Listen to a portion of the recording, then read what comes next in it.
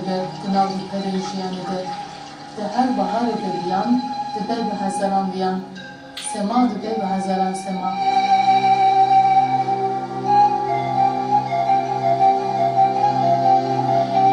ده دوی سباتا 2006 ده جیان کردستان هفتانه روپرک نو در روپرک درخودر ای دیروکی سیده بود تما کشب جل و برگن خواهی نرش لخن خمانده بود و هده ده ارکی وخمتارين نجاح وسركفتن هذا بتعني نصر المرأة ونجاح المرأة. وطبعا نحن بشهر شباط، نحن صار يومين دخلنا بشهر شباط.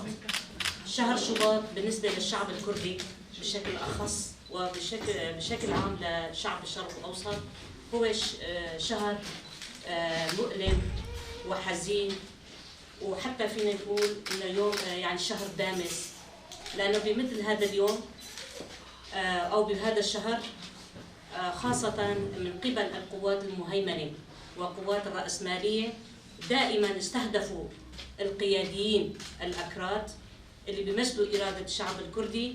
دائما بمثل هذا الشهر تم إعدامهم أو تم قتلهم وتم تصفيتهم أو تم القبض عليهم. والقائد عبد الله أوجلان هو كمان أحد القياديين بالنسبة للشعب الكردي بمثل هذا الشهر. ويوم 15 شباط تم قبض عليه واليوم وأصبح 23 سنة، راح يدخل ب 24 سنة هو أسير بسجن إمرالي. طبعا ليش ركزنا على الموضوع؟ لأنه الرفيقات اللي قاموا بعمليات البطولية من أجل حرية القائد، أحد رفيقات هي رفيقة فيان جاف. هافال فيان، من هي هافال فيان؟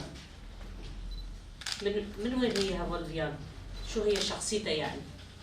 هافال فيان جاف ب